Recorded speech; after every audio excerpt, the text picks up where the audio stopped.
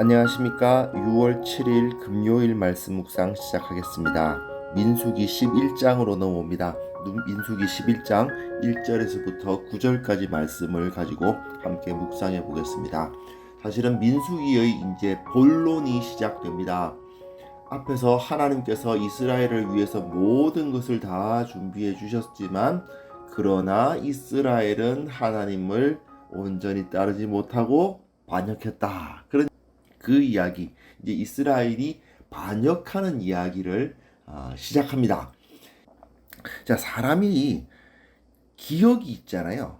근데 그 기억이란 게 굉장히 믿을 만하지 못하다는 거 아십니까? 내가 분명히 그걸 한 것 같은데 실제로는 안 했을 가능성이 굉장히 높고요. 내가 분명히 그것을 본 것 같은데 실제로 못 봤을 경우가 굉장히 많습니다. 현실 인식도 마찬가지입니다. 내가 분명히 이건 이래라고 이것이 사실이야라고 생각하고 있었던 것이 실제로는 사실이 아닐 경우가 굉장히 많습니다. 사람의 기억이나 현실 인식은요, 정확하지 않아요.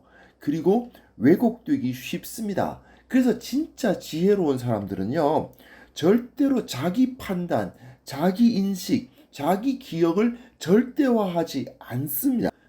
그게 진정한 지혜예요. 다른 사람들이 말에 언제나 귀를 열어놓고 있고 혹시 내가 틀렸을 수도 있다. 내 기억이 왜곡되었을 수도 있다. 내가 잘못 생각하고 있었을 수도 있다라는 것을 계속 인식하며 살아가는 것. 그게 진정한 지혜죠. 자, 이스라엘은요, 제도나 형식은 완비되어 있어요. 그러나 이 사람들의 그 마음, 심령은 그러니까 겉으로 그 12지파가 어떻게 배치되고 어떻게 제사를 드리고 어떤 식의 그 절기들을 지키고 그건 다 정해지고 그걸 다 따라갔지만 문제는 그 심령이 그 마음이 아직까지도 제대로 바뀌어 있지 않습니다. 1년 전에 시내산 도착했을 때와 크게 다르지 않아요. 시내산을 떠나는 둘째 출애굽에서도 즉 이게 둘째 출애굽이잖아요. 시내산을 떠나는 것도 또 한 번의 출애굽과 같은 것인데 이 둘째 출애굽에서도 첫째 출애굽과 큰 차이가 없습니다. 겉모습은 군중에서 군대가 되었지만 그 내면은 아직도 여전히 군대가 아닌 군중이었던 것이죠. 여호와께서 들으시기에 백성이 악한 말로 원망하매 여호와께서 들으시고 진노하사 여호와의 불을 그들 중에 붙여서 진영 끝을 사르게 하시매 백성이 모세에게 부르짖음으로 모세가 여호와께 기도하니 불이 꺼졌더라. 그곳 이름을 다베라라 불렀으니 이는 여호와의 불이 그들 중에 붙은 까닭이었더라. 시내산 딱 떠난 지 3일 만에 즉 10장 33절에 보시면 그들이 여호와의 산에서 떠나 3일 길을 갈 때에 언약궤가 길을 찾았다라는 말이 되어 있는데 3일째 되는 날이라는 것을 짐작할 수 있죠. 그때에 이렇게 악한 말로 원망을 하고 있는 거예요. 근데 이게 재밌는 게 홍해를 건넌 후에도 홍해 건넜을 때 어떻습니까? 홍해가 막 갈라지고 그 사이로 지나고 그리고 애굽에 있는 그 따라오던 자들이 그 홍해에 다 수장을 당하는 그런 일을 보고 그냥 찬송을 하고 하나님을 높이고 그랬던 이스라엘인데 3일 만에 원망했던 내용이 그 출애굽기에 기록되어 있거든요. 모세가 홍해에서 이스라엘 인도하며 그들이 나와서 수르 광야로 들어가서 거기서 사흘 길을 걸었으니 물을 얻지 못했어요. 그러다 마라라는 곳에 이르렀는데 물은 있는데 물이 써서 마시지 못하였으므로 그 이름을 마라라 하였더라. 백성이 모세에게 원망하여 이르되 우리가 무엇을 마실까 하며 원망하죠. 그 모습이 이 다베라에서도 마라의 모습이 그대로 재현되고 있는 것을 볼 수가 있습니다. 그런데 차이가 있죠. 애굽에서 시내산을 향할 때에는 처벌이 없습니다. 이 마라에서는 이 모세가 나무 한 조각을 집어 넣어가지고 그 물을 달게 만들어서 마시게 해줘요. 그리고 끝입니다. 그들을 벌했다는 기록이 없습니다. 그러나 시내산에서 가나안으로 향할 때에는 이 반역에 대한 원망에 대한 처벌이 실행됩니다. 왜냐하면 이제는 군중이 아니에요. 이들은 군대입니다. 이들이 지금 악한 말로 한 원망이 도대체 어떤 거였는지, 또 하나님께서 불을 보내셔서 그 진영 끝을 사르게 하셨다는데 그게 도대체 어느 정도의 재앙이었는지는 잘 몰라요. 진영의 끝을 사르게 하셨다. 그 진영의 주변을 사르게 하셨다. 이런 표현을 봐서 큰 피해는 아니었다는 걸 이제 짐작할 수 있습니다. 그러니까 한마디로 하나님께서 이스라엘을 처벌하신 첫 사건입니다. 그래서 이들이 모세에게 부르짖게 만들어요. 두려움에 부르짖게 만들죠.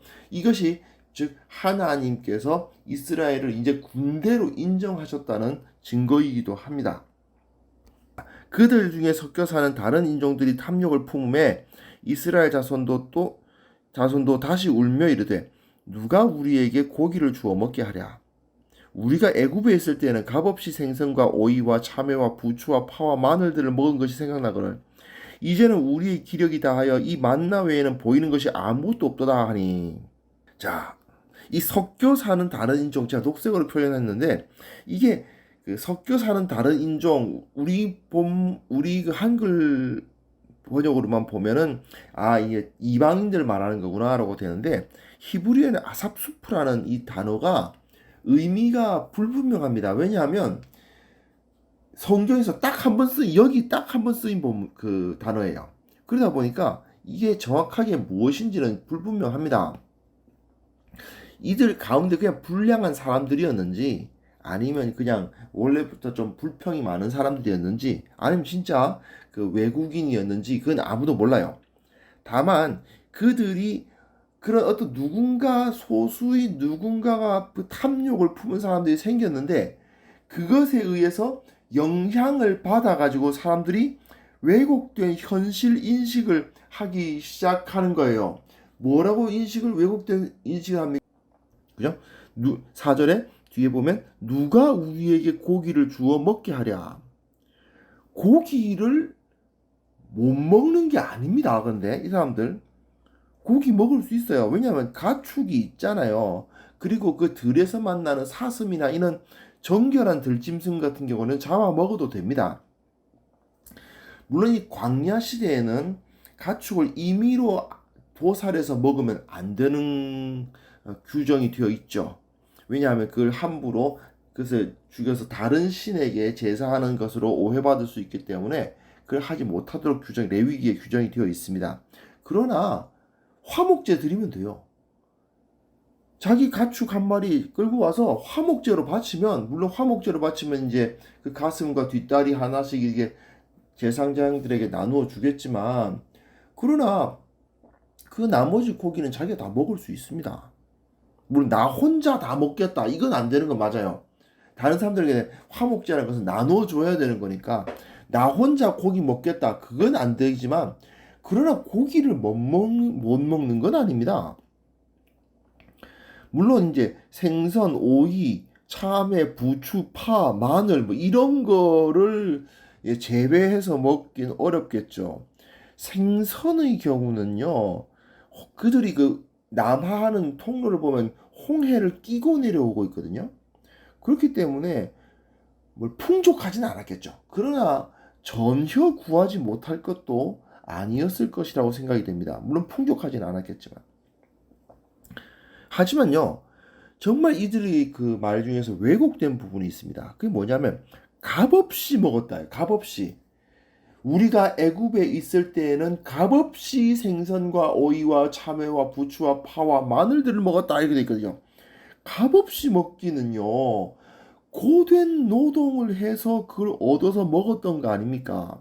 그 종된 삶, 그 노예된 삶을 통해서 거기 붙잡혀가지고 갖은 노동을 다 하고 그 대가로 자기에게 주어진 것들이 바로 오이와 참외와 부추와 파와 마늘과 생선이었어요. 그런데 그걸 얻기 위해서 죽을 고생했던 것은 기억에서 싹 사라지고 그건 맛있었던 기억만 남는 겁니다. 만나는 가시와 같고 모양은 진주와 같은 것이라 백성이 두루 다니며 그것을 거두어 맷돌에 갈기도 하며 절구에 찢기도 하고 가마에 삶기도 하여 과자를 만들었으니 그 맛이 기름 섞인 과자 맛 같았더라. 밤에 이슬이 진영에 내릴 때에 만나도 함께 내렸더라. 여기서 이 말이 주어진 이유는요.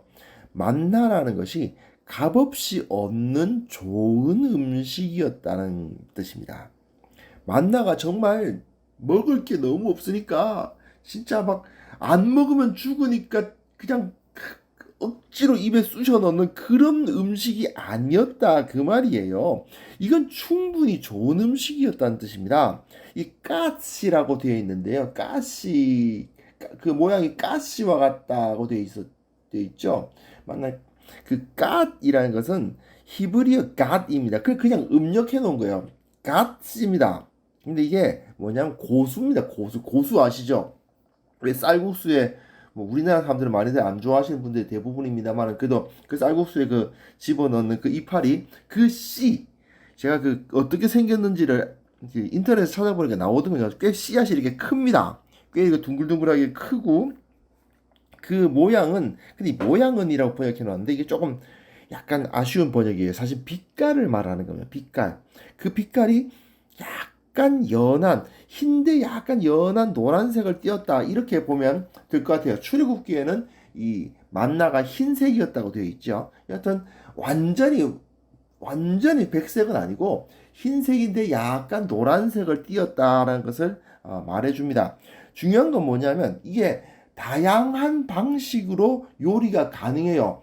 이제 맷돌에 갈기도 하고 절구에 찢기도 하고 가마에 삶기도 하며 즉 나름 다양한 방법으로 그것을 먹을 수 있었다는 말입니다. 그리고 그 맛이 기름 섞은 과자 맛 같았다. 이 말은 뭐냐? 맛이 좋았다 그 말이에요. 충분히 계속 먹어도 아무런 문제가 없는 질리지 않게 맛있게 먹을 수 있는 좋은 양식이었죠. 그리고 밤에 이슬이 진영에 내릴 때에 만나도 함께 내립니다. 값없이 얻는 좋은 양식은 오이와 참외와 부추와 파와 마늘들이 아니라 만나였다는 것입니다. 그리고 만나는 충분히 주식으로 삼기에 맛있는 음식이었다는 거죠. 그게 이 본문의 메시지입니다. 자, 우리가 주님을 따르는 길을 거들어 간다고 했을 때 주님을 따른다 그러면요 머릿속에 어떤 십자가를 지고 막 그 광야를 걷고 그러면서 막 눈물 골짜기를 지나고 뭐 이렇게 생각하시는 분들이 가끔 있으십니다. 눈물 골짜기 길일 거야 라고 생각했더니 나름 그 안에서 채워지는 것도 있고 행복도 있고 만난 것도 있어요. 생선과 오이와 참외와 부추와 파와 마늘들 못 먹어도 그 만나 먹어도 나름 맛있게 먹으면서 즐겁게 살아갈 수 있더라 이거예요. 사실은 이게 굉장히 우리들에게 굉장히 중요한 문제입니다. 특히 이 한국 사람들 다른 사람들의 눈을 의식하고 그 유행에 따르기를 좋아하는 사람들의 경우 특히 더 그런 것 같습니다. 남의 눈을 의식하지 않고 사는 삶, 다른 사람 부러워하지 않는 삶, 다른 사람과 비교하지 않는 삶만 살아도요. 주님을 따르는 삶이 그렇게 힘들거나 괴롭지만은 않은 경우가 많은 거죠. 이 이스라엘은 자기가 애굽에서 살았던 삶과 현재의 삶을 비교하면서 공연히 괜히 안 불행해질 수 있는데 울면서 불행해지고 있어요. 괜히. 사실 주님을 따르는 우리가 정말 중요한 것은 내가 느끼는 그 왜곡된 인식으로 인한 나의 감정으로부터 자유로워질 필요가 있습니다. 그러기 위해서 나의 인식과 나의 기억을 절대화해서는 안 돼요. 과거에는 그때는 좋았지. 글쎄요, 그때 좋았던 기억만 남아 있으신 거예요. 그때 죽을 고생했던 기억도 그 기억을 지우고 계신 것일 수도 있어요. 그땐 정말 힘들었지라고 생각하시겠지만 그때 정말 기쁘고 즐거웠던 일들도 분명히 있었을 거예요. 나의 인식과 나의 기억을 절대화해서는 안 됩니다. 지금 나는 너무 힘들어. 나는 너무 괴로워. 난 왜 이렇게 고난 가운데 있지? 글쎄요. 나름 다른 사람들은 나를 지금 부러워하고 있을지도 몰라요. 그리고요, 다른 사람들이 무언가를 야, 좋겠다. 저 사람 저렇게 살다니 너무너무 좋겠다. 나도 저렇게 한번 살아봤으면 좋겠다라는 생각이 들 때, 저들이 저거를 누리기 위해서 대체 어떤 대가를 치렀을까를 한번 생각해 보자고요.